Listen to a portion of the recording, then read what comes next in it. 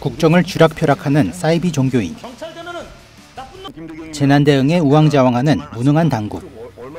현실에서 마치 영화와도 같은 사건들이 벌어져 많은 사람들이 충격을 받았는데요. 그럼 반대로 현실에서 있을 법한 영화 어떤 것들이 있을까요?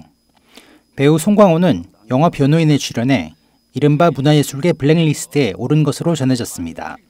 그가 선택한 차기작은 우민호 감독의 신작 마야광.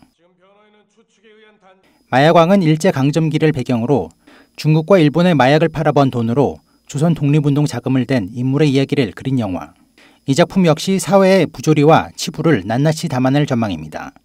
우민호 감독은 지난해 영화 내부자들을 통해 권력형 비리와 정경유착의 민낯을 신랄하게 그려낸 바 있습니다.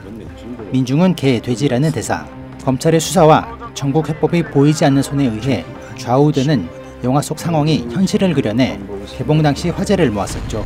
주로 사회적 문제들을 다뤄온 배우와 감독이기에 두 사람의 협업 소식은 답답한 시국에서 그 어느 때보다 큰 환영을 받고 있습니다. 연말 기대작으로 손꼽히는 한국형 블록버스터 판도라는 원전 폭발 사고를 소재로 합니다. 4년 전 기획 당시만 해도 가상의 설정이었지만 지난 9월 경주 지진을 겪으며 의도치 않게 현실성을 갖게 됐습니다. 영화는 굳이 말하지 않아도 우리 사회의 축소판을 보여주는 듯한데요.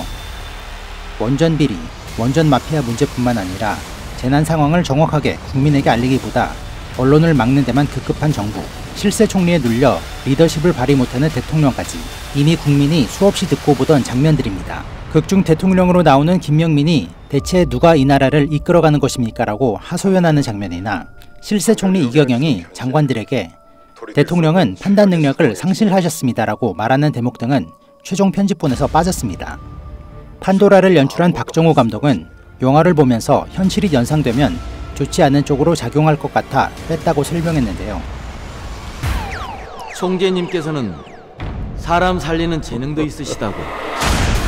신동엽 감독의 치외법권도 최근 재조명되고 있습니다.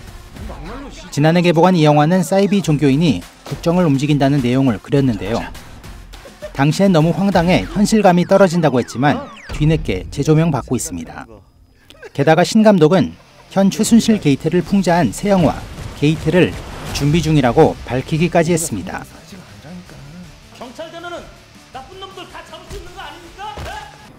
무너진 터널 안에서 사투를 벌이는 소시민의 생존 영화 터널.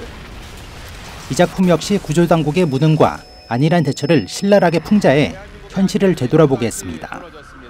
특히 여러 장면에서 세월호 참사로 드러난 우리 사회의 부끄러운 민낯을 연상하게까지 했습니다. 대책반 김대경입니다. 예, 상태가 간단치만은 않습니다. 그럼 얼마 걸린다는 얘기? 솔직히 얘기해 주세요. 저 구하실 수 있는 거예요? 우리가 사람 구하는 데는 대한민국 최고 베테랑입니다. 곧 나오실 겁니다.